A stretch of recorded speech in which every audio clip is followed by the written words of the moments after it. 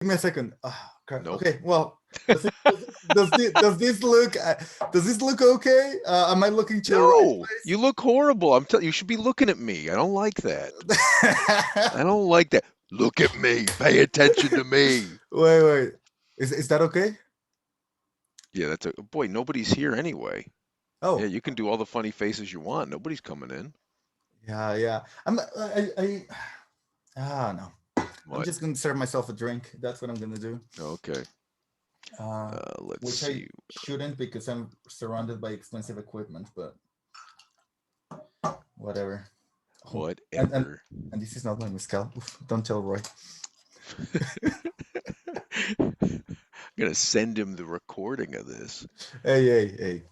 Even if you send it to him and you tell him there's something interesting behind it, he's not gonna go through watching us. No, Are you that's using your true. new camera? You are? I am. Can you tell?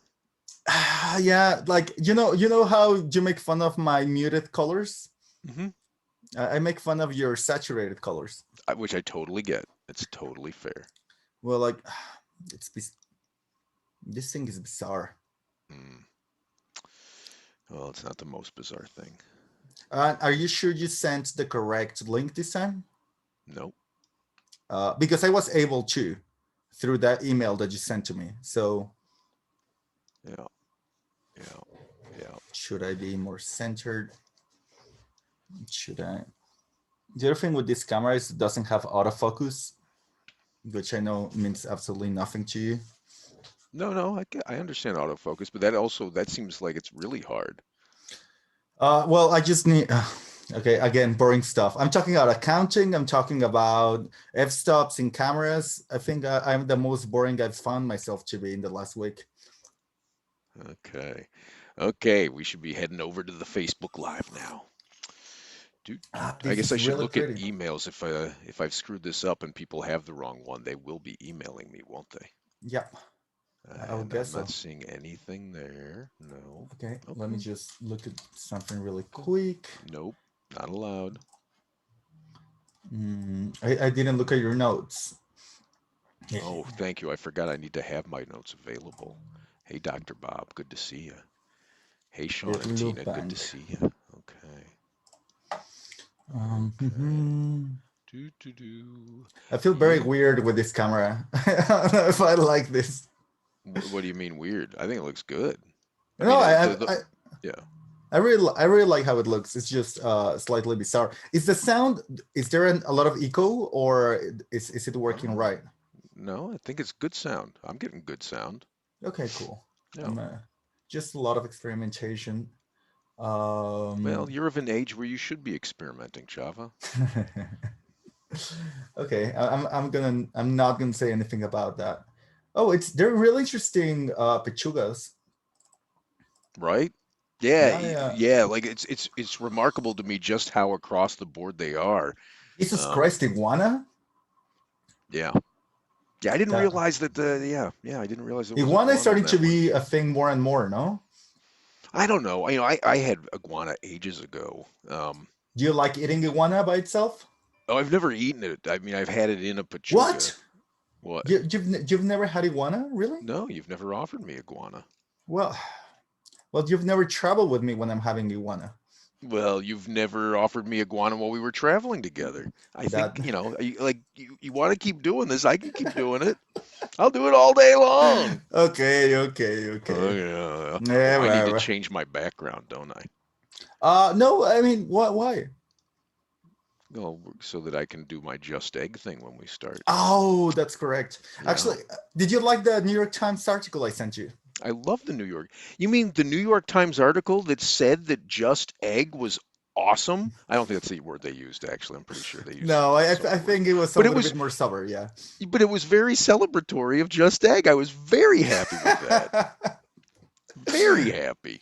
Yeah, I was. Yeah, I don't know. Yeah, it was. I I don't know how I felt about the whiskey they talked about, but I think that was my only problem with the article. Wait, there They was a talk. whiskey in there? I There just I was. just searched just egg and I went You through. just read. So you didn't even read the whole article. You just To be read. fair, I did Oh, read more than the just egg part, but I think I probably read like a third of the article. The New York Times uses a lot of words. Like adjectives. if it's not even it's just it was a long article and I'm in the middle of my day and you send that to me, it's like, okay, what did they say about just egg? Okay, let me get a little bit of context. That's all.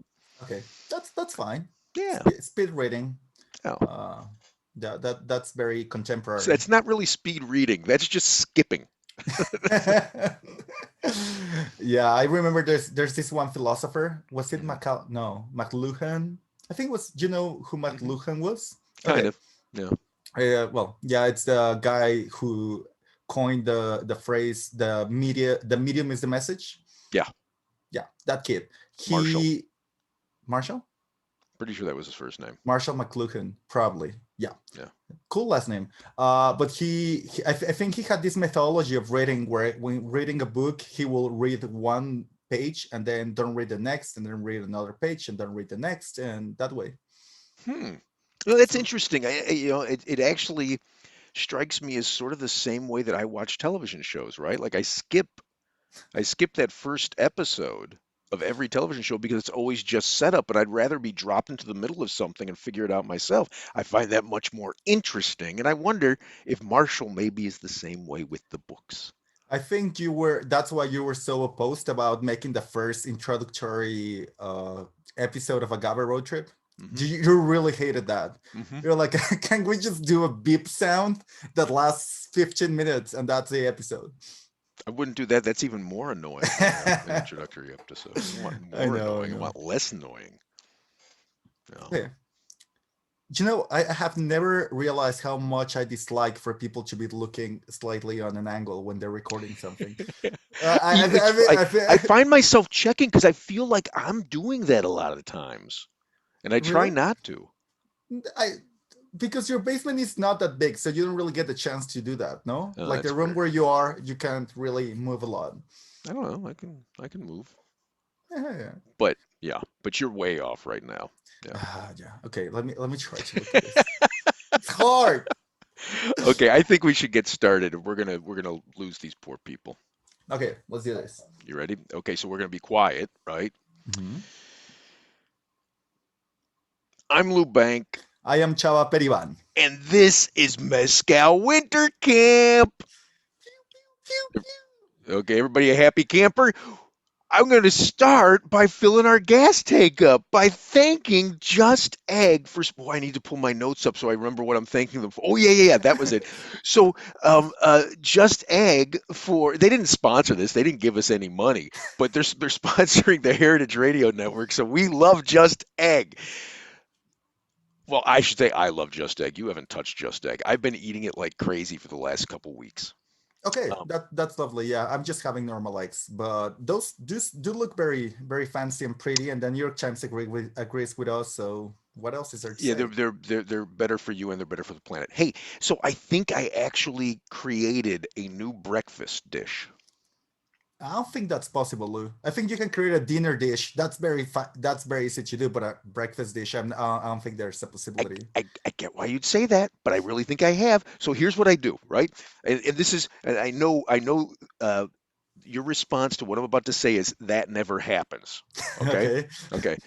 So when you have extra tacos, Mm-hmm.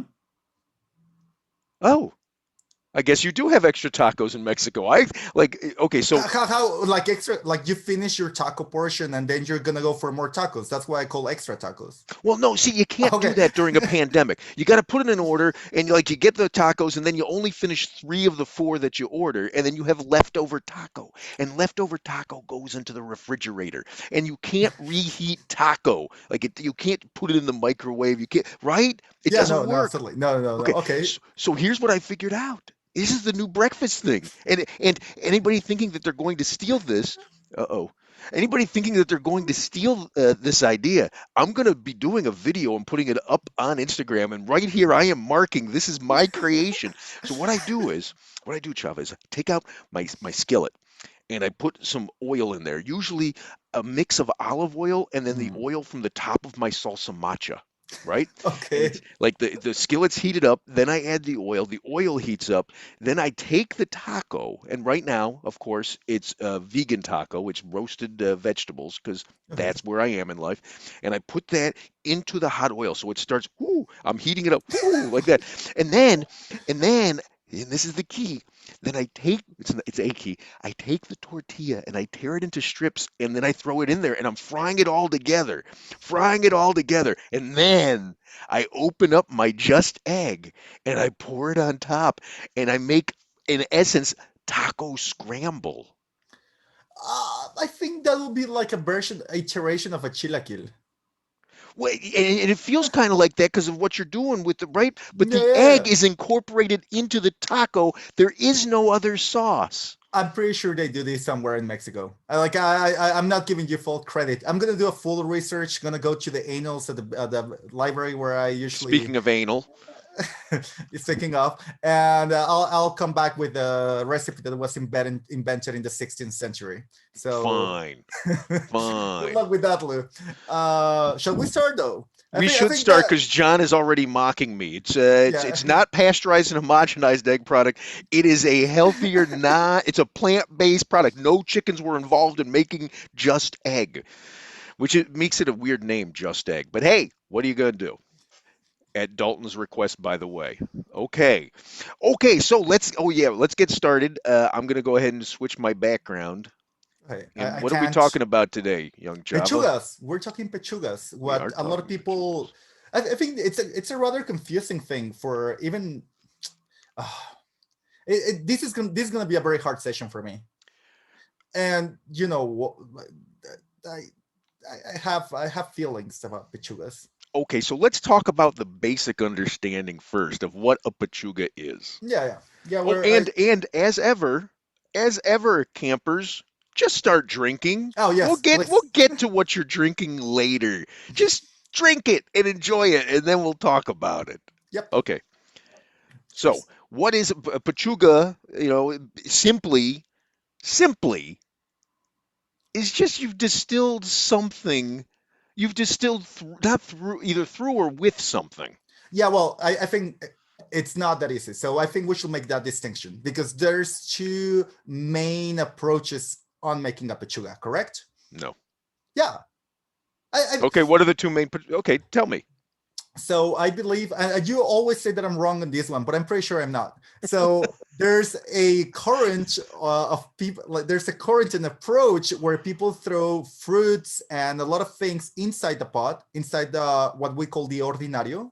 Hmm. So that's an alcohol that it's somewhere between, I call it the soju of mezcal. So it's after you distill the must, the agave beer. So after you fermented agave, you come up with something that is at 4.6 ABV. That's A12 proof. You throw it through a round of distillation, you end up with something around 16 to 20 ABV. That's 32 to 40 proof, and that's transparent. That does. You can just do ABV. You don't have to Oh say really? proof, but keep going. Okay, Yeah. great, Okay. great. I feel a little bit smarter when I do that, Lou. Yeah. So Okay. anyway, so you end up with a crystal clear liquid, but that has a very low ABV, and hence usually the double distillation process, right? You do a Sure. double distillation to reach a higher ABV, and in this second distillation, it's where the pechuga happens, where you can where you can make it go through it, right?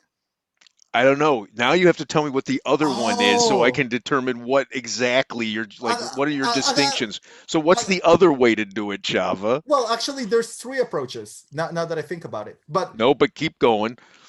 well, so you have your ordinario, you have your low proof alcohol, and either you throw fruits and meat and a lot of stuff into the pot, into the alembic, Hmm. and you cook it all as a lot of people do gin. I think everybody has seen that YouTube video when somebody is throwing a bucket of stuff You, inside. but you don't always do that with gin. Sometimes, Exactly. right. And that is my point with the second approach. Well, okay.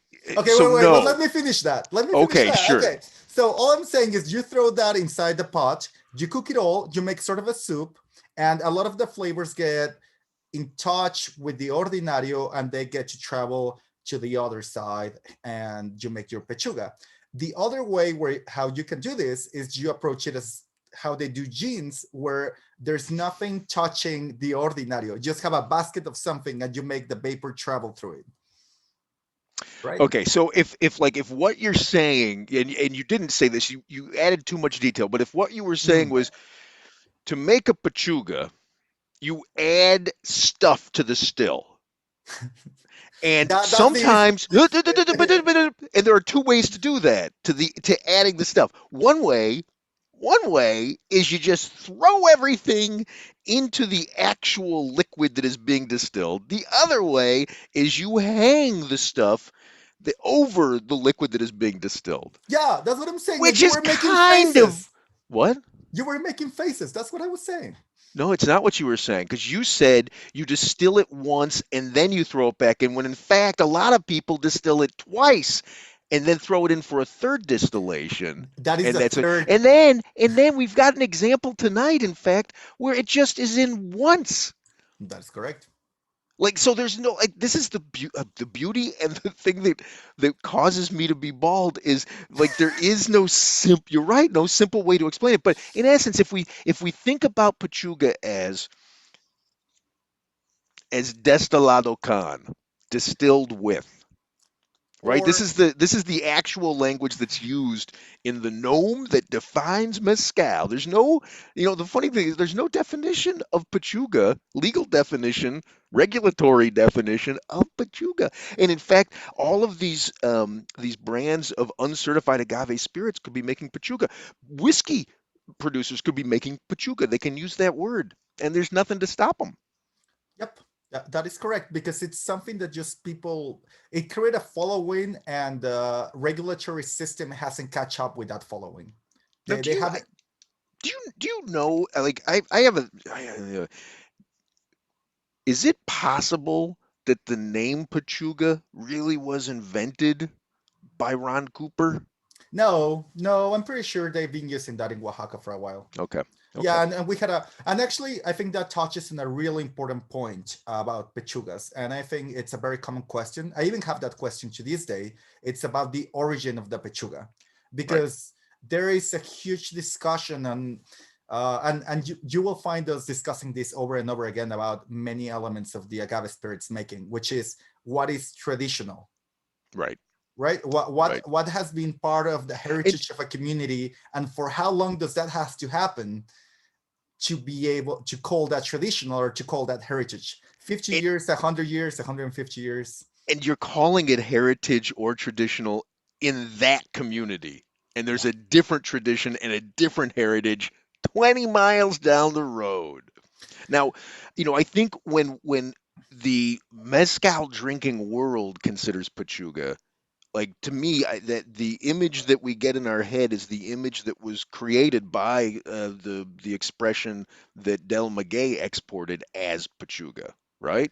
And I, if you I I've never tried that. It's I've never tried del maguey really. The only time I tried del maguey was in the Philippines, and it was crazy expensive. So really, yeah, that's I that's never so had the weird. need to. Yeah, We're gonna definitely do that next time we're together, because I think it's interesting. I think you'll have an interesting point of view tasting the stuff that really did introduce the vast majority of Gringo land to Gringolandia. mezcal.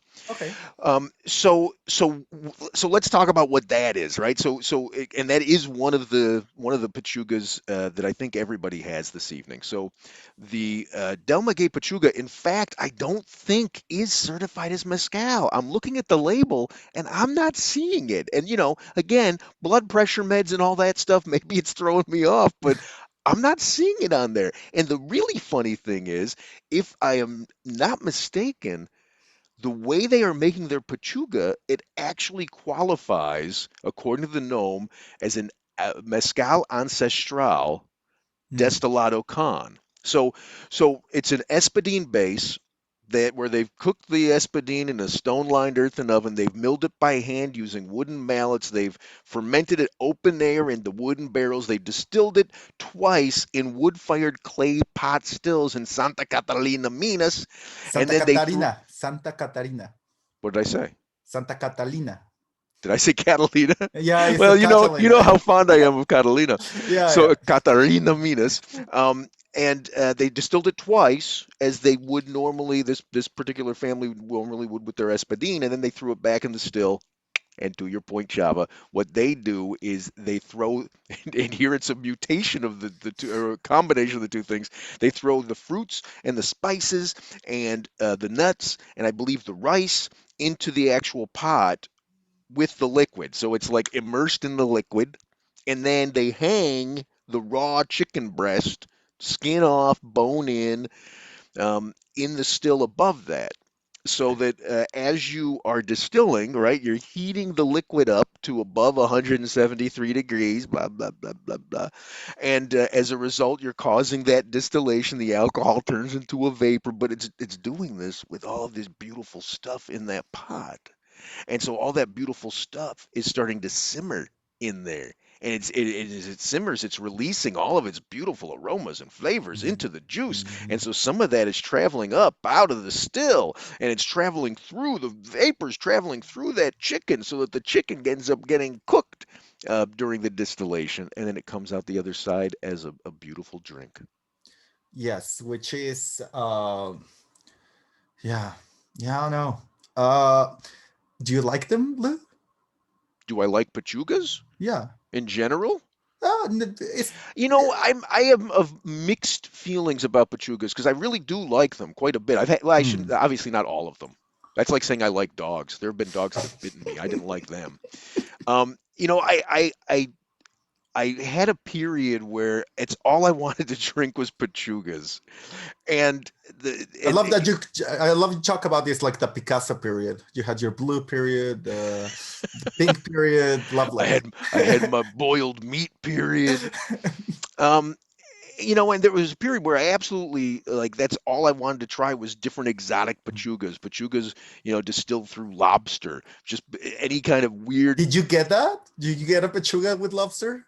It was some kind of seafood thing. I think it might have been a lobster. I think Marco served me one once that was through lobster, I believe. Wow, fancy Yeah, kids. yeah, and the iguana and all that stuff. Like, so I found it so interesting that people were doing this, but I also felt like it was pulling me away from the thing that I loved about the spirits, and I still appreciate them. It's funny. I've got a bottle of La Luna's Jabali Pachuga just sitting over there. I haven't Mm. opened it. They gave it to me like 4 weeks ago, and I still haven't even opened it. And I want to, but I feel like I'm cheating on the stuff that wasn't distilled through other stuff when I do that.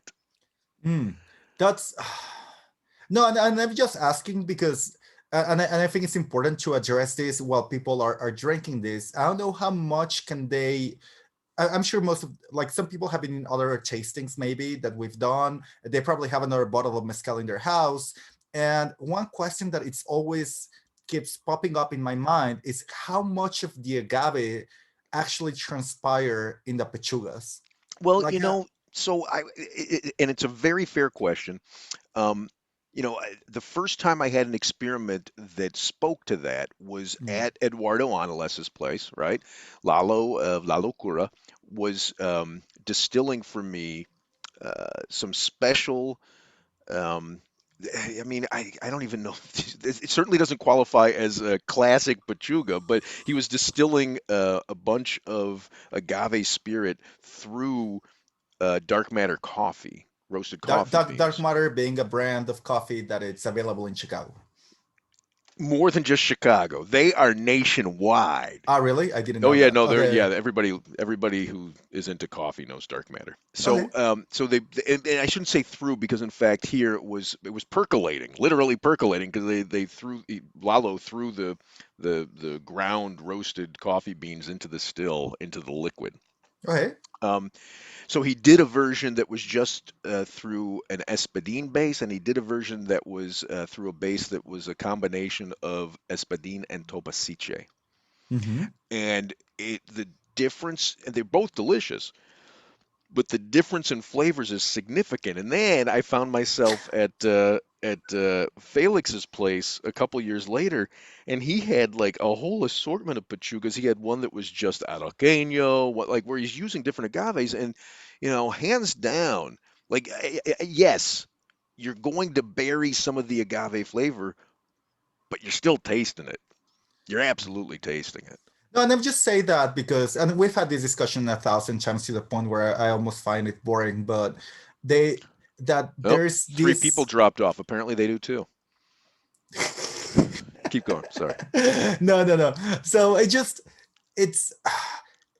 and going back about this argument about tradition, I think the story that I believe the most about the origin of pechugas was that it was a special drink made for festivities in Mexico, for your quince años, for maybe like for Christmas. It was something that was made for very special events, and in a way, I think a lot of the people that think about tradition and heritage, they think about this very static thing that shouldn't change, that should be very loyal to the terroir of a place, and that anything that it's added to that is somehow polluting it.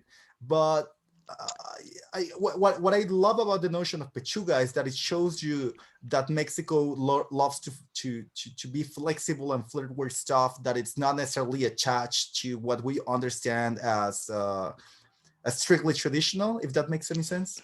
Yeah, sometimes I get why you would say that, but you and I both know that there have been plenty of instances where people just refuse to do stuff because it's not what you do. But here's my and you're right. We've had this conversation a thousand times, and here's the thought that I've had a thousand times and I've never actually verbalized is, okay, so if Pechuga is the very special mezcal that's made for special occasions, then what is mezcal? It's Isn't it made for special occasions? Isn't this the uh, whole but I think that's critical because you have a very diverse set of special occasions. And I mean, we all know this. A funeral is not the same thing as a wedding. A quince años is not the same as a baptism. There's different cuisines and different decorations and different types of dancings and musics that are attached to all of these different festivities. So if that's the case for what you're eating, why shouldn't that be the case for what you're drinking? God, it's an interesting thought. Like, is it possible that the Pechuga was tied to the harvest? Like when you got the fall harvest is when you made your Pechuga when all these fruits were in season, maybe? Maybe, or maybe you just wanted to find a way to use this massive source of fruits that otherwise were going to go wrong. I just wanted to Mm. find an outlet to End preserve of those season. flavors. Yeah, End of season. because I if you guess think, I guess really the answer is we don't you know. don't We can know. speculate a lot, but we don't know. Yeah, well, I'm just very curious for, because all of the pechugas that we're having today, they're espadines. Is that correct? No, No, not there's a even close. cenizo. There's a cenizo. There's Dude, a espadita. not even Yeah, that's close. awesome. Okay, okay, okay, okay. Okay. So okay, maybe we move on to another one because that I find fascinating. The fact that we have Well, because traditionally, well, not traditionally, but usually when we talk about pechugas, I think, or at least the thing that you find most commonly in the market are pechugas that it's made with espadín because it's you're sure. using your less special agave in order to add different flavor, to use it as a medium, correct? Yeah, sure. I mean, you're saying less special, but then you got all excited about the Cenizo, and the Cenizo is the less special in Durango. So, you know, you Yeah, know. that is correct. Okay. I mean, and as John Welch is pointing out, mezcal is everything else, and then pechuga is just for the special. We don't quite know. Special, special, For extra the double special. special, yeah. Okay, so we've got a bunch because there are some alternate choices at the different places. So, I want to, after talking about Del Maguey, I think we should jump onto the Fidencio because Oh the yeah, that Fidencio is the next one that's closest to the Del Maguey model, right? I think of everything else that we've gotten here. Well, okay, the Fidencio actually, and then the Diaz brothers Pechuga are going to be the closest. So, and in fact, they're both made in Santiago Matatlan, Oaxaca, right? Hmm. If you've got World Fidencio, capital Pechuga, of mezcal. world capital. Um, and so Fidencio is going to be an Espadin base. They're both Espadin bases. They're both copper stills. They're both distilled 3 times, right? Mm. And then they add, let's see, I think it's is it turkey with the yeah. So the Diaz brothers agave Pechuga has a turkey breast and then a bunch of fruits that were picked out by Chef Otto. I don't. Okay. Did you meet Otto? I think I did. Yeah, yeah, Okay, yeah. In here in one of your of the Chicago. crazy dinners you will put together in Oaxaca and stuff. Yeah, sure, sure. That makes sense. Hmm. So yeah, from Estrella Negra here in Chicago, and then it's yeah, it's chicken and fruits. Hmm. Quince, I think, is like the lead one because they only make it once a year when the quince comes into harvest. It's reached harvest age. I don't know. Quince is what, 20 years old when you harvest it? I have no idea. No, it's just a few months. Yeah, Anyway, so when the quince is mature, that's when they make their pechuga. the queens. What's the queens though? I didn't quite get that. Oh God, it's got a different name there. I don't remember what the name is. I'm sure somebody will send it to us in here. The But it's queens. you'll yeah, it's membrillo, membrillo. Membrillo. Oh, okay. You call that queens in English? Hmm. That's the weirdest translation I've ever heard of. Okay. It's because of this TV show Quincy MD. He used to eat a lot of membrillo. I mean, I wouldn't Okay. know. Cool. Chido. Okay, so so those are two that follow that Del Maguey model pretty closely without adhering to that ancestral tradition of hand milling and clay pots, right? So you move it into your artisanal world with the copper pots, wood-fired copper pots, and I think both of them are using Tahonas to mill their cooked agave.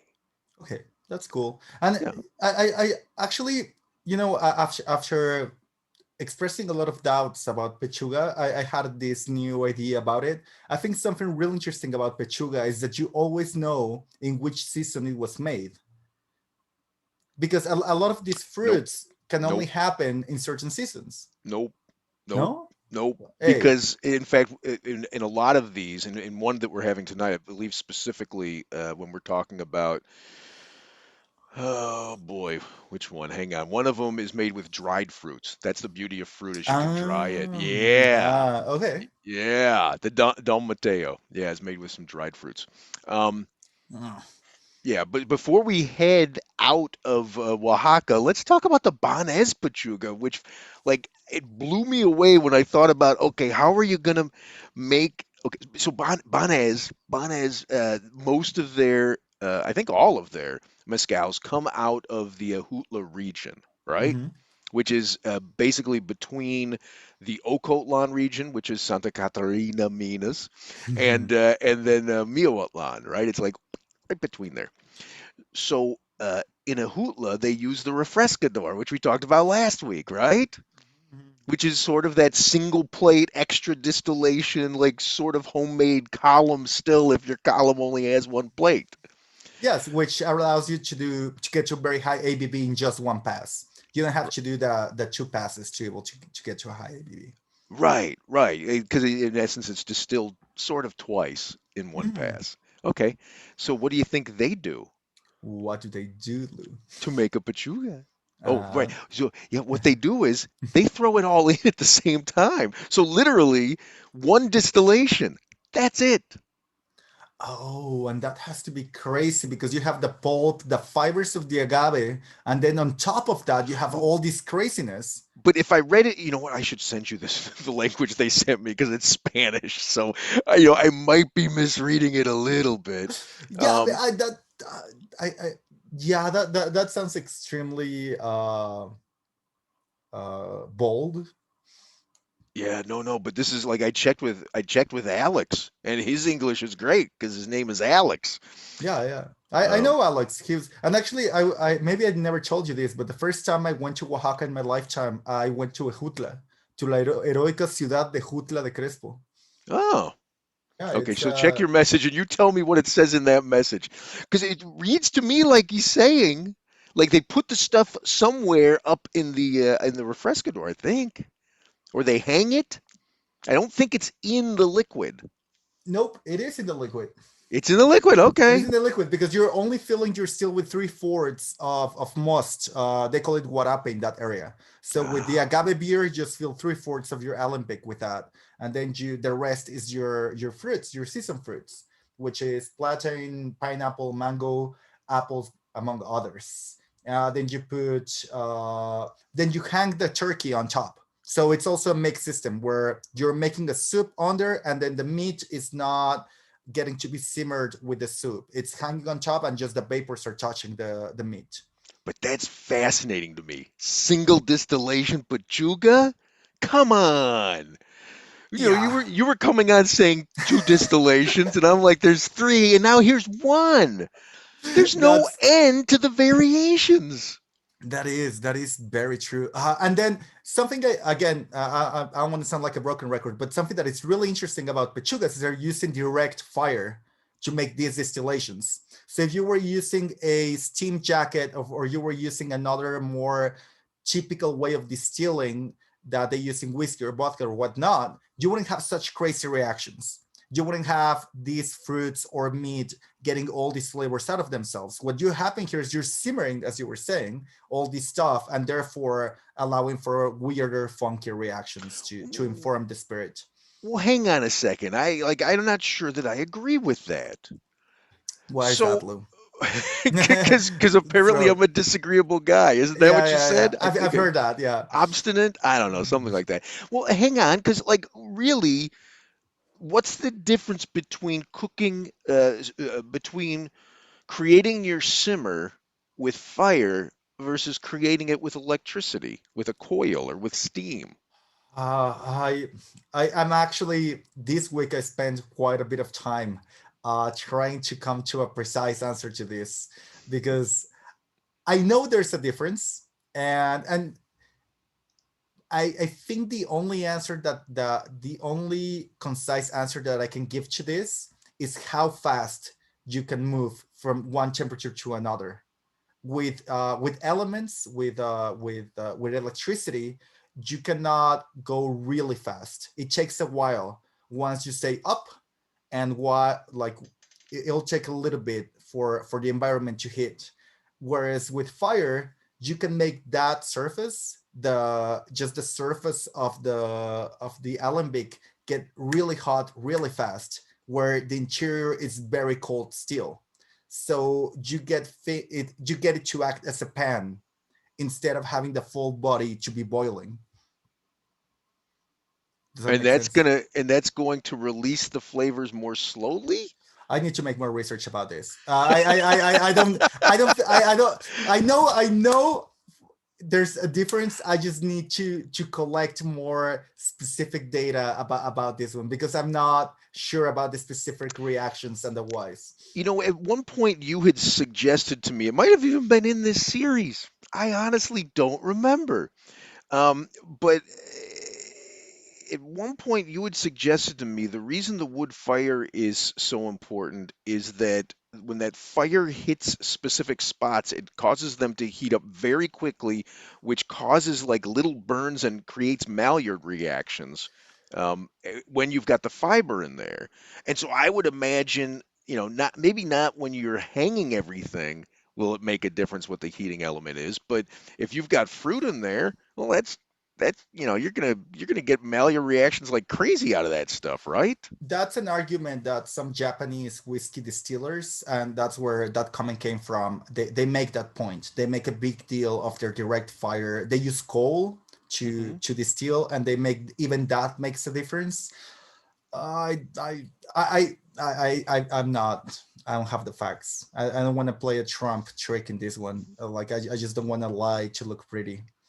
Hey, and I just got a message from Noah over at Del Maguey confirming that in fact they don't certify the Oh, that's Pechuga as mezcal or as ancestral, oh really? That which is I'd love. fascinating to me. I does she have a reason? Like I'm very fascinated about that. Why don't they do that? It's I mean, without even asking him, I can tell you the reason. Why? To save a little bit of money? No, I'm kidding. Just Oh, save money. That's yeah, exactly okay. right. Why?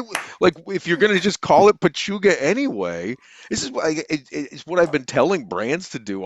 I think, in fact, I don't think the Diaz brothers certified their Pechuga as mezcal because I told them not to. Save the money. Give me the money, and I'll buy sandwiches. Is what I Okay. told them. Yeah, Yeah. and are you buying sandwiches? No, I can't have a sandwich. That's Yeah, you looked bread. way too skinny. Yeah. So, oh, you charmer, you.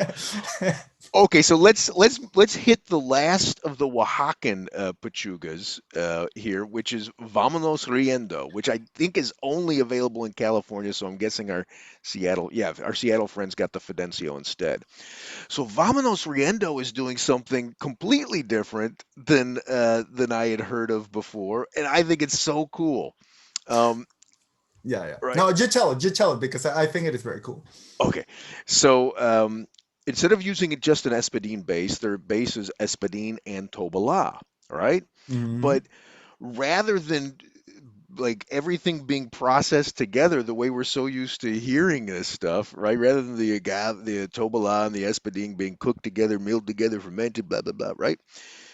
They go to three, not two, but three distinct communities. In one community, up in the mountains, they're making the Espadin. In a separate community, in a separate mountain range, they're making the Tobala, and then they collect, and each is distilled twice, right? And it's just like made the same way we just discussed everything else, cooked underground in the stone-lined earthen oven, milled using the tahona, the wheel pulled by horses, fermented open air, and then distilled wood-fired copper pot still, made that way. And then they bring those two separate distillates to a third community that's right outside of Oaxaca. It's one of the Oaxaca Centro. It's Hmm. one of the little suburbs right there. Um, and they give it to a third mescalero who then takes it, blends the two to the flavor profile he's looking for the base, throws it into his still, picks all the fruits he likes that are in season at that moment, and then does the third distillation and makes the Pechuga there. And if you look on the bottle of Vamanos Riendo, I don't think it says Pechuga anywhere on it. And I don't think it notes the fruits anywhere on it.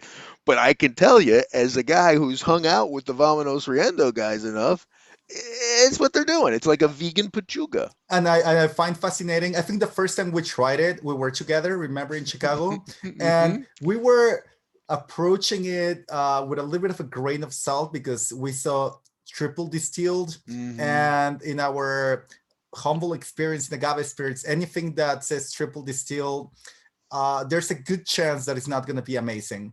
And I remember we both took a sip of it, look at each other, and we're like, it's that moment of doubt where it's like, is my mouth broken right now? And Right. then it was no, it was very delicious. It was very pretty. And but I think at that time they hadn't disclaimed to us that it was a No. pechuga, No, right? we couldn't That which understand was how it was so fascinating. sweet and fruity. In fact, my recollection is you turned and looked at me after they'd left. You turned and looked at me and you said, you know, this batch might taste good, but when they go to buy the real batch, there's no I way he can make it taste was this good. yeah, I was absolutely sure of that. I was like, they tricked them somehow. Right, right. But I find that fascinating, and I've been trying to convince them that we need to do some online tastings with industry people where we bring up several liters of just the straight up Espadin and bring up several liters Oh, of it'll be just the straight amazing. up Tobala, right? And you do the three. Yeah. You get because I mean, last time I'm gonna express some sort of frustration with this. It's I think Pechuga is the last border of agave spirits that I'm trying to open myself to, and it's been a slow, tortuous path. And the one thing that I think it's missing a lot of the Pechugas is to deconstruct them. That you had the chance to do that, to taste a little bit of the fruits. I think there'll be such an amazing. A lot of people talk about pairing agave Hmm. spirits with stuff or alcohol in general with stuff. I think it'll be so freaking cool that a brand sells a Pechuga and then sells like some preserved fruits or some version of Are you? what. What are you? Are you doing? Like trying to be coy? Are you Why? trying to be coy? No, no, no, no. I know you want to do that. We're I'm not doing not that. want to. We're going to do that. Yeah, we're We've got doing the that. Pechuga fruits. We're gonna be selling them in little bottles. What are you being? I'm not being coy. I'm just like I know we're doing that, Such a but manipulator. I know we're doing that, but I just like I do not understand why that's not a very commonplace. That's not a Yeah, fair. I think for me it's I'm very unsmart. It's like cocktails and just very elaborate food. I get very confused. It's a lot of information. I'm slow, so it takes me a while to understand stuff. So That's exactly what people think of you. You're just too slow. well, Wow. Okay, so everybody's wanting the Pechuga fruit. I'm assuming that's what you're talking about, David. Send a sum along. The sum is the Pechuga fruit. So okay. Uh, let's take a step back and explain what we're talking about here. So right after the distillation, you have to pull what's left in that still out. And a lot mhm. of that, yes, thank you, David. And a lot of what's left in that still is that cooked down fruit and oh my God, the almonds that come out of there and the rice, like all that stuff tastes great. It's this the first time I ever saw this was in Lalo's house, and it was in this 5-gallon paint bucket, and it just looked like the ugliest, grossest stuff in the world. And the chicken was shriveled up on top of it, just looking like Ronald Reagan, just I don't know shriveled what up. the hell is that supposed to mean, but okay, you're good. You'd understand if you were a gringo. And so I asked Lalo if I could eat the chicken, and he said, "Oh no, you don't want to eat that chicken. But here, taste this." And he scoops out that brown black crap that was in there, and it was that Pechuga fruit, and it was just the most delicious compote I'd ever eaten in my life. So, fruit. Well, there's not a lot of meat in there, John. Like there's a little bit of meat, and after you've cooked it down, distilled it all, like there's just not. It's a Well, little bit of wait, schmaltz, is what it wait. is. But we went through a whole rabbit hole when we talked with some with our friends of Casa Cortez in Matatlan, because Yes, we did. there's a fine point about this. We believe that in clay pots they're too small, so they probably reuse the same pechuga or the same chicken breast a number of times because you're just making it go through 60 liters. That So was a good probably conversation. I'd forgotten yeah, yeah, about yeah. that. No, That was a that's good conversation. fascinating, and maybe that makes the meat dry. But when you're using copper steels, you have 200, 250, 300 liters, and you just use the meat for one batch. So maybe I mean, I've And he beaten. was, hang on, you can't, like, I have to finish this point because you're Oh, clearly not going to make it. So, what they do is they eat that turkey afterwards at mhm. Casa Cortez. And what they agreed is the next time that I'm down there and they're making a pechuga, that there's going to be a meal. And that meal is going to consist of that cooked turkey with the fruit that's left over, that compote fruit that's left over in the still.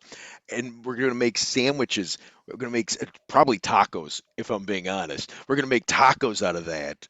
Oh, that sounds like Thanksgiving. And when we were in Durango a year ago, more than a year ago, I remember they were doing some rabbit pechuga in Boscal, and I did take a good bite of that rabbit, and it was pretty. They was still pretty good.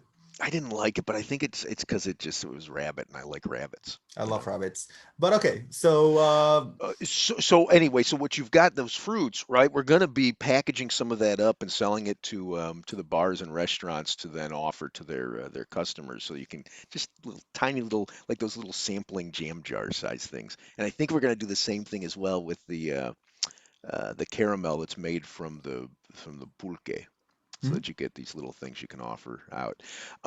But the other thing that's left in that still is the liquid, right? And that Oh. liquid, what they call the miel de pechuga. When I say they, I mean Lalo. I don't know. He just wrote it on a barrel, and now everybody's calling it miel de pechuga.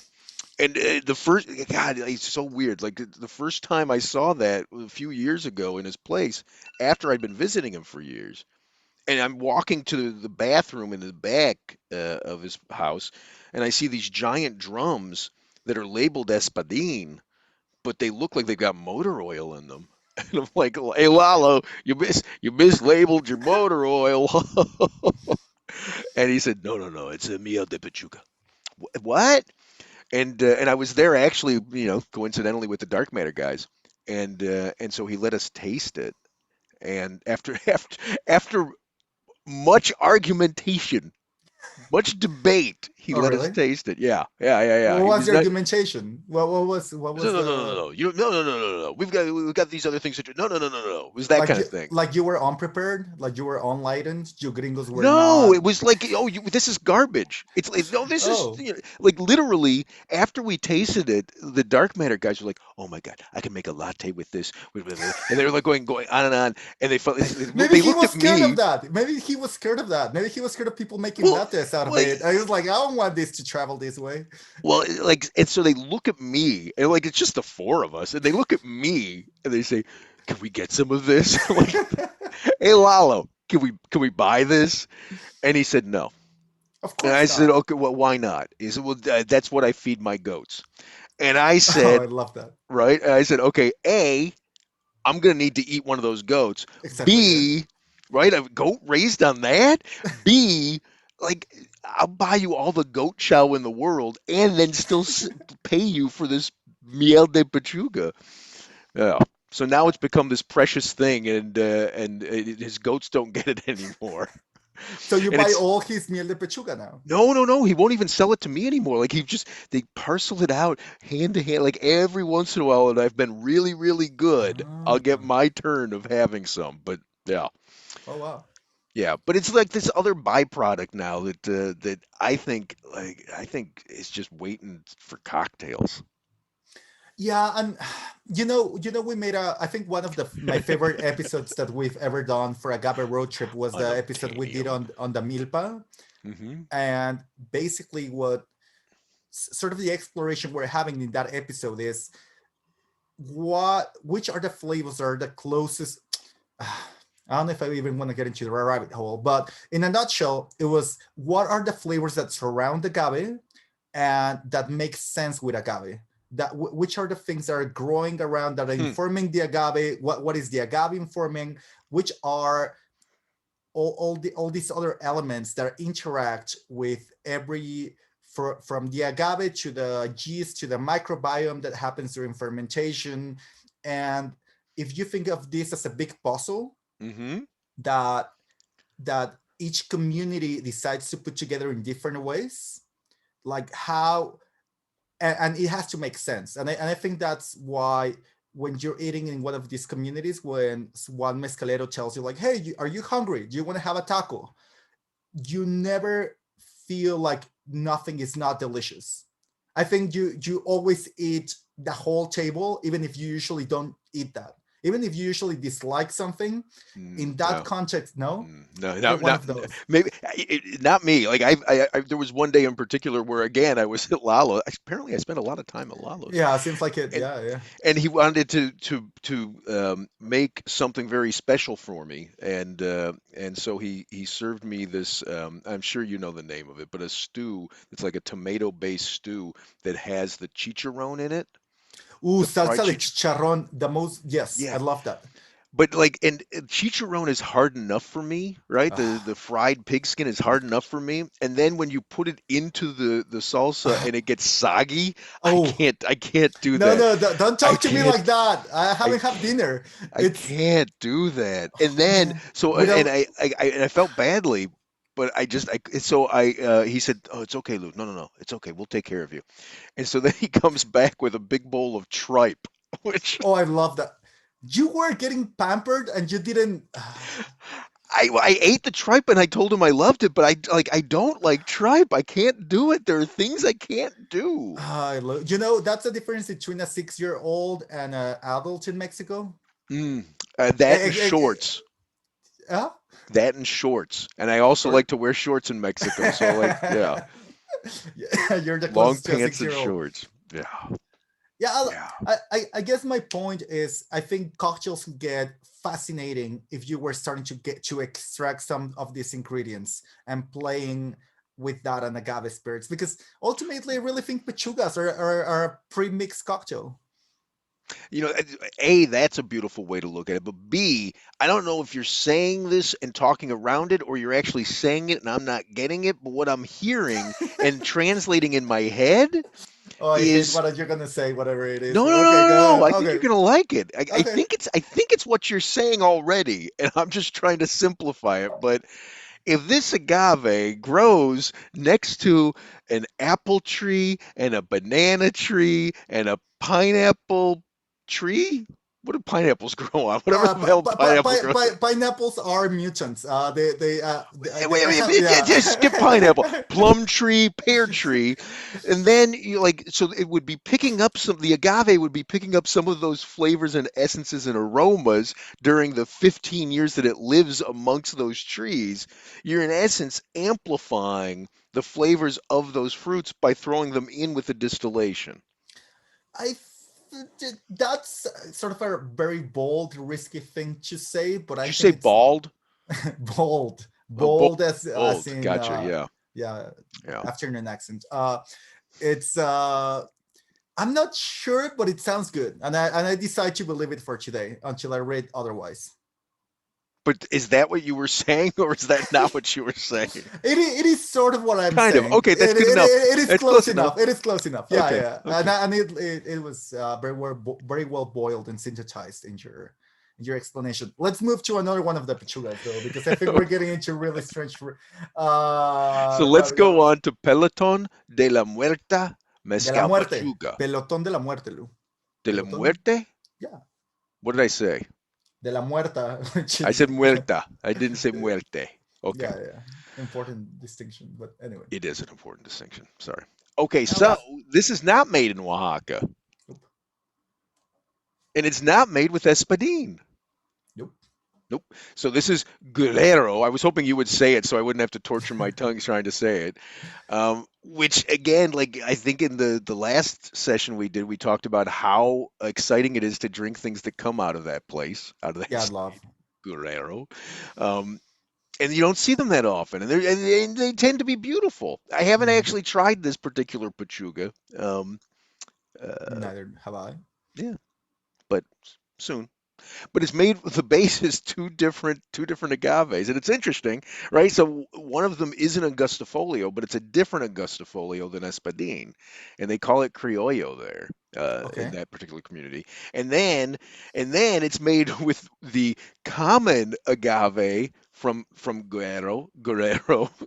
Jesus Guerrero, Christ, help me! Guerrero. Well, you don't step in and help me No, ever. I want to So, torture you a little bit. but rather than calling it papalote there, it's some other variation that they call ancho. Ancho for a cupriata. Yeah. Wearing it again. The geography of Guerrero is very confusing. So even if you Mazatlan. Mazatlan Guerrero Sí. in Ma. Okay, yeah, that's great. I'm not familiar whatsoever. That's Oh, it's Mexico is a continent, so it's hard to know where yeah. everything is. Yeah. Okay, So, so so you've got that different base, right? You got the different state, and then you've got two distillations. Okay, right? Not three. Two distillations that's like sort of what you described in a copper pot still, a wood-fired copper pot still. okay, that's pretty. And like our friends at Vamanos Riendo, this is vegan. There's no meat in this. In That's fact, there so was interesting. the fact that it's funny. Like this tells you how small the world of agave spirits is. These two products hit the market roughly the same time. Vamanos. Yes, yes, Tina. I checked in with Danny to get it straight. What kind of still it was. Thank you, Danny, if you're watching this. And oh wait, I lost my point. Oh yeah, no. So Peloton and Vamonos Riendo hit the market at about the same time. But Vamonos only in California, Mhm. and Peloton I think is pretty much across the country, but I wouldn't swear to that. Uh, but because two vegan pachugas came out at the same time, people were talking about there's a new trend in mezcal. It's Oh, it's vegan so. pachugas. The... All it takes is two, and now it's a trend. but I what I'm trying to think is if I've ever had that in a town or traditionally. If I have ever been in a party where they offered up it, but no, because I'm just trying. Mike, I in fact, well, I've never had a Pechuga that didn't have meat in it in a community.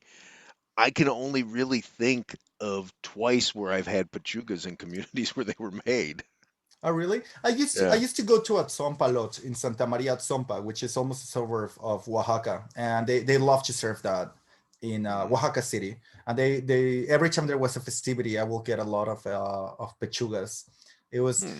I it's so weird for me because I think the traditions that I know the most that infuse their alcohols with fruits are in Chiapas. Hmm. We've had this discussion a few times. There's this thing called mistela where they use Hey, sugarcane alcohol yeah. and they rest a lot of seasoned fruits inside the high ABV sugarcane alcohol, and you drink that. But in Oaxaca, I think they're just meat obsessed. There's that joke that even if you ask, like, does everybody know what a tlayuda is in the United States? No. No? Okay. Can you describe, as the gringo that you are, Yeah. yeah, like what Yeah. a tlayuda is?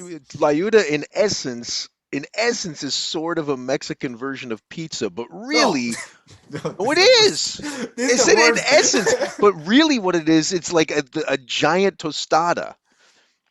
Okay. If you, yeah, if like a giant tostada had sex with a pizza, the baby would be a tlayuda.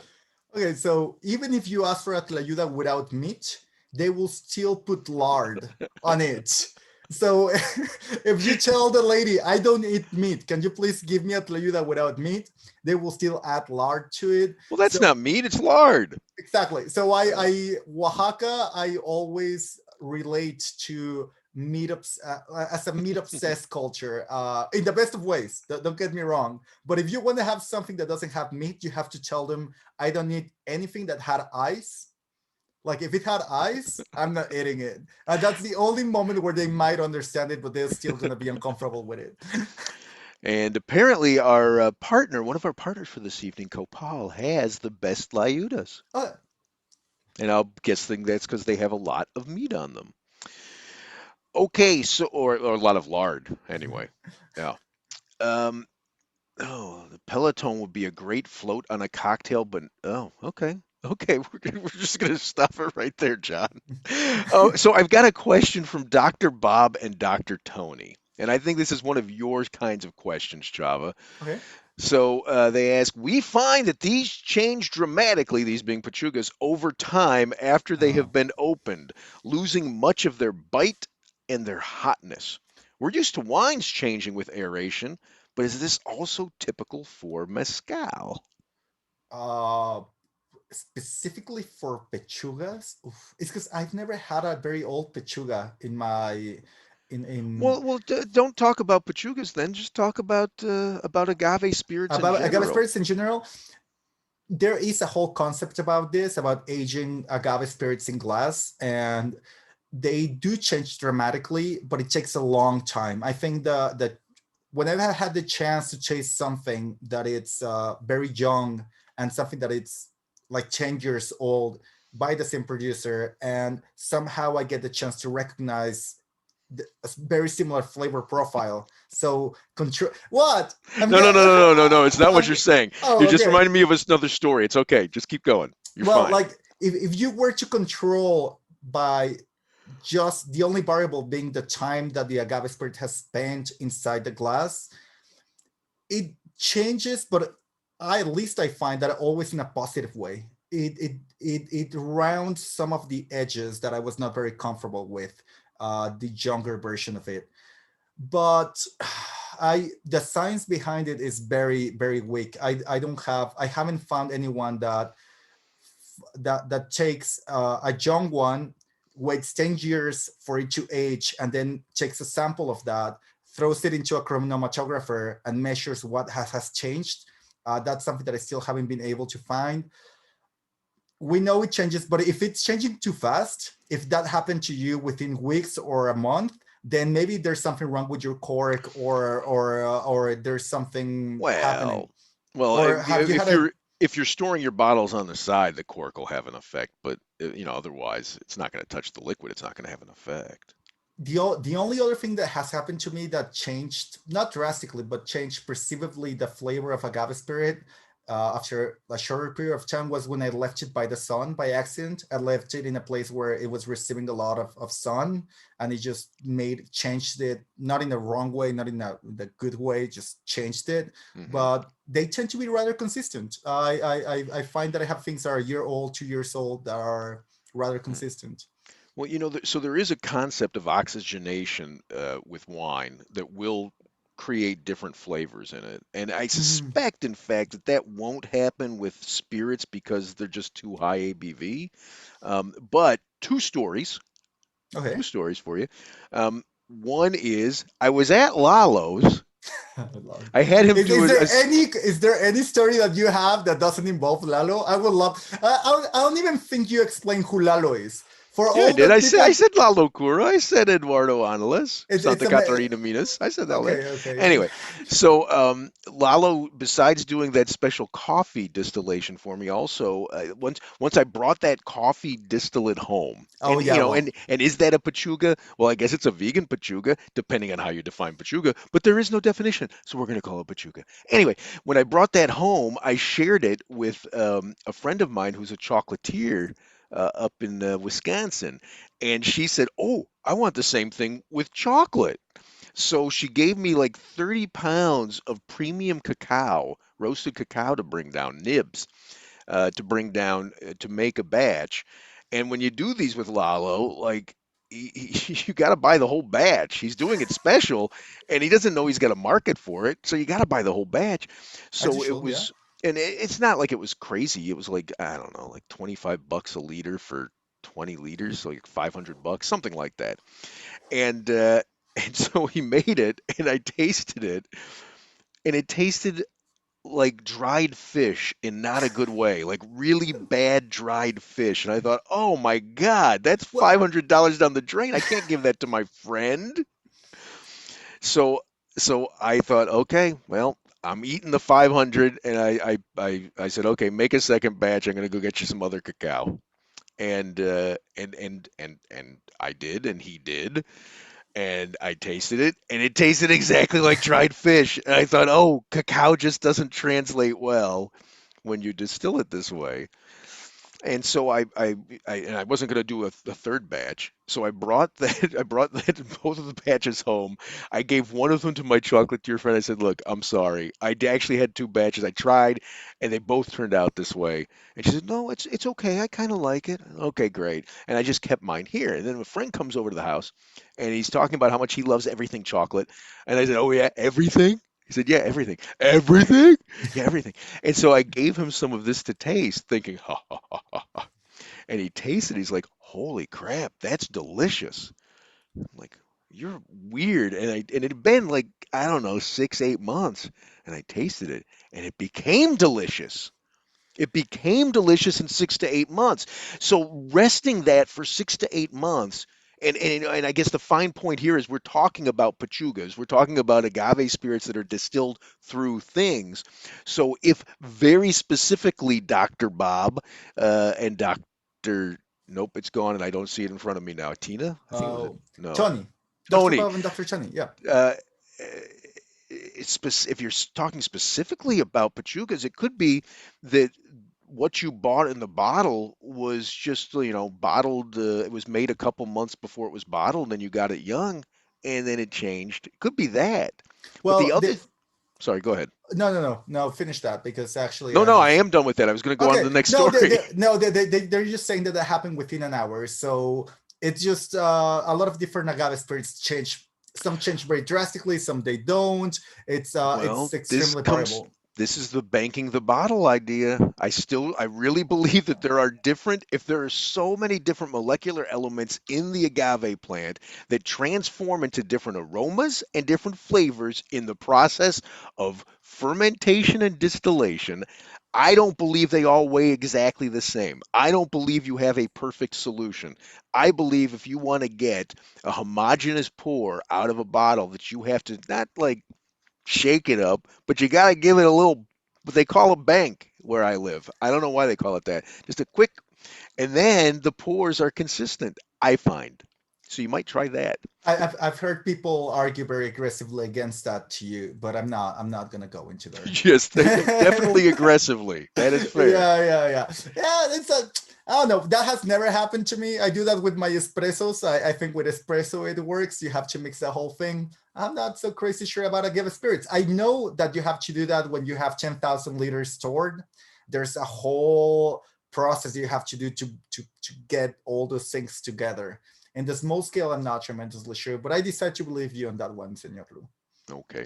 And then the other thing I want to tell you about is I was having Zoom drinks the other night Some with drinks. Zoom drinks with my Cheers. friend Dan from Eli's Mezcal Room, and he was talking about a guy he found who's doing the weirdest tastings in New York City, where literally he takes people out on rafts into the river, the Okay. East River, and he does the tastings out there on rafts, and he just does crazy weird spirits events. It's sort of like performance art is how he described it.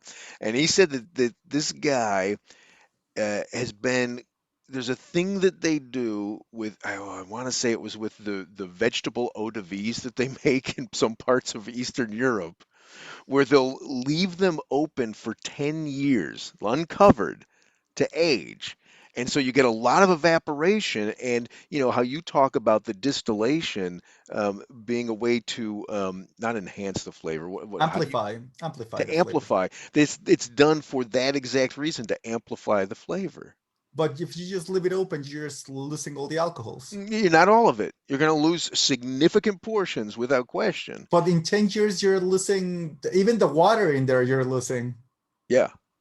You're Like, losing have a you? lot of stuff, but like this is what they do in Eastern Europe. I get why you're saying this. I need more Your details. I reaction need is more details. exactly my reaction, but he says nope. This is what they do, and so they're going to do an experiment with some agave spirits Well, in that happens to everybody all the time. You don't finish your drink, you wake up the next day in the morning, and you have agave juice in your glass. Which to be absolutely honest, and I hope that this doesn't come across as disgusting, I tend to drink that the next day That's no, because that's it. not disgusting, but I think there's a big difference between leaving liquid in Ah, this, yeah, right, and leaving liquid in this, because even if it's open, yeah, it's not there's evaporating at the same exactly. ratio.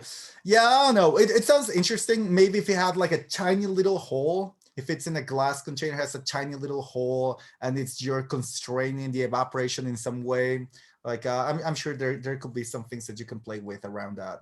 But it's yeah, I don't know. Do Are we missing? Yeah, we're missing to talk about one. We're Yeah, we're missing the two. last one we haven't talked about is from our beautiful friend David Suro, Oh, right? really? Yeah. He imports this. Oh, that's really cool. Yeah, so this is the mezcal Oh yeah, of course. Don Mhm. Mateo de la Sierra Pachuga Mezcal de Michoacan. Got it. Did I do that okay? I understood you. That's good enough. So here again, we are no longer in Oaxaca. We are no longer in Guerrero. We are now in Michoacan, My hometown, my your lovely hometown, your hometown. home state. Yeah. And so this, I had said Durango, didn't I? So yeah, this is the Yeah, Cenizo base. which is well, and it has deer, iguana, dried fruit, Well, that is spices, interesting. Hang on a second. turkey. Cenizo base. Is it Cenizo? Isn't Cenizo Matzo Sawayo in Michoacan? Again, I did not want to open that. Maybe cenizo, which usually will be agave durangensis in Durango, will most likely be another species in Michoacan, just called cenizo. So we don't know that for a fact. I've never seen a picture of this specific agave, so I wouldn't be able to say that. God, that is interesting. I'll send David another message. But I checked with him as well because I was a little fuzzy on some of the facts here around this distillation. But this again is a double distillation, just distilled twice, not three times. And it's going to be in your copper pot still, but it's the copper pot still that doesn't. It's not like the. I'm sorry, it's not a pot. It's like the copper bowl still, right? This is the Michoacan still. Is there a proper name for that? Un caso, we call them casos. Caso. Caso de carnitas, oh, like for carnitas. Yeah. Yeah. And then with that giant, and we talked about this in the last week's episode, but the giant wooden condenser on top. Yep. Yeah. Yeah. What I find really interesting is this has a lot of different types of meat. I believe it's the only one that has what we will call a campechano. You know what a campechano taco is, right, Lou? It's a farmer's taco. No, campechano is when you throw a lot of different meats into one taco. It's Oh, usually okay. chorizo and something else. Oh, yeah, yeah, and like hot dogs and stuff. We had that. We had that on the road, Yeah, right? sure. Oh well, on the road. I thought you had that in the US, and I was laughing. I don't think you guys have that. No. But so this, I, I'm just this. It's so hard for me to wrap my head around all of this. It's how do you decide which meat are you gonna choose to meet with which agave? How do you choose which fruits? Like how do you think they make these decisions? I think it's okay. What did we kill last week? Oh yeah. Well, we hit a deer with a car. There was an iguana breaking into our daughter's room, so I killed it with the machete. And then you got to throw in some turkey or chicken. So, which one didn't we eat? You're a poet, Lou. Sometimes, yeah, Thank you. sure, yeah. I don't know. I'm just very confused about pechugas, and it's yeah. You have like 1,000 stories and 1,000 thoughts about pechugas. I've just haven't thrown myself into that whole universe with such passion and I get it. this I get decision. it. Yeah. And I have 1,000 stories about Pachuga, but they're all with Lalo. I know. Okay, Lou. So is there I think we're at the point we're 15 minutes away from officially finishing this. Shall we ask if they have any questions about everything that we've said? I For me this has been the most challenging session that we've done to this point, honestly. Because you just feel like you don't know it that well. Yeah, no, it's again, it's the highway I haven't driven that much. Yeah. One of the things that I've not brought up yet that I really do like to talk about when we're talking about Pachuga is the wood aging of mezcal and how people say that you shouldn't do that because it covers the flavors and blah blah blah. And those exact same people are generally the ones who are like, "Oh yeah, yeah, give me the bacon Pachuga. I want the bacon Pachuga," which just seems kind of hypocritical to me. And I'm not saying bacon Pachuga isn't okay. I am saying, hey, at least try the wood aged mezcal. At least Yeah. try it. I mean, like honestly, I just want to end at least from my side with the conclusion that this tells you how Mexico is not a purist. That we're very happy to play with stuff and to get a little bit crazy and creative with things that are attached to Hmm. what will seem to be very stable heritages or traditions. And I think I appreciate Pechuga because of that. God, well, let me ask you this then, and your answer is you don't know, but um, if that is a thing, if okay, we'll play with it, we'll experiment. This is for celebrations. Why don't you ever see an aguardiente pechuga? Why don't you ever see a cane-based pechuga? Because they got mistelas. Because instead of doing it on the distillation process, they add the fruits afterwards and they let it rest inside the aguardiente. Well, okay, but you also see that with mezcals. So why don't you see where's the Pechuga version of aguardiente? Maybe it's just not the cultures that are well. No, there's a lot of aguardiente in Michoacan too. Yeah. I don't know. Yeah. I mean, you knew this from the beginning, but I have no idea. Maybe I what could be And you do see it sometimes with Sotal, right? I'm pretty sure I've got a couple of bottles of Sotal that have been distilled through goats. I I hate when you give me homework. I already have so much homework. Okay, so shall we ask for questions? Anything else you want to You add? already asked for questions. All we got is Oh, yeah. hot dogs. John Okay, just likes the hot dogs. I think we're good. I think we're I think good. we just wrap 15 minutes early and everybody gets some free playtime at the camp. Yeah, that sounds like a good one. Let me see. Let me see if I have questions though. Um, Most unusual add-in. Oh, you know what? Thank you, John. That's an excellent question. There's a gentleman, Margarita Cortez down in Miahuatlan, who does. He's got his And the first time I had an agave spirit distilled through coffee, like that single, like coffee cacao, was something Margarito made. But then he also does this mango habanero that a lot of people love. I don't particularly like it, but a lot of people really love. But I think the most unusual would have to be you drive around and you find people selling it where it's been distilled through pot. I knew you were going to say that. Yeah. I'm actually holding a bottle of that in my house for you because I'm not. I I I have to say there's very few things in this planet that I dislike. The only thing that I cannot eat is Wonder Bread sandwiches. Oh, I That's the love Wonder only Bread. that's the only thing in the planet that I dislike. And I have to say though that agave spirits and pot put in the vicinity of them, like just having agave spirits being distilled through pot or rested in pot, I find that uh, unfortunate to say the least. You don't like it. I hate it with a Do you passion. do you smoke pot? Of course not. No, I cannot even smell it. I quite hate it. Okay. Okay. Yeah, maybe there's yeah That like that might that's have gonna something to do with it. yeah. Frankly, like I've never smoked pot. And I'm not just saying this because it's broadcast. I've never smoked pot, and I'm of the age now where I can't do it. Like I'm too old now. I'm 55. If I start now, that's crazy. Um, but I like the taste of some of the mezcals, some of the agave spirits. None of them are actually certified. Um, that have been distilled through pot. Yeah.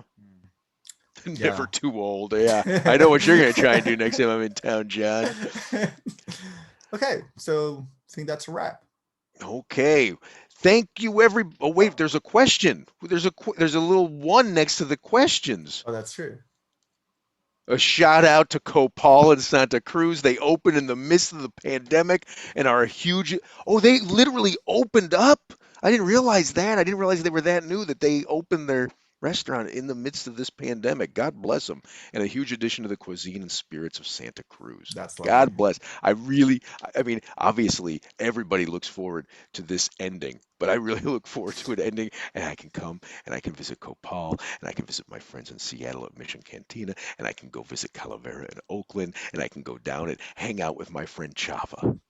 Anyway, but until that happens, I'm gonna stay at home and I'm gonna eat just egg because it's better for you and it's better for the planet. It is. Chava, thank you everybody for showing up. And next week we'll see you for the final Mezcal Winter Camp, and it's a celebration of the things that we love the most, and we're I'm just going to so talk about yeah. the things that we love the most. Yes. I hope I haven't already told all of my favorite stories. I need some of my good stories for next week. Yeah, I'm gonna be so happy about that session. But in the meantime, Blue, always a pleasure. Have a good night. Right back at you. Hasta Adios, pronto. jóvenes.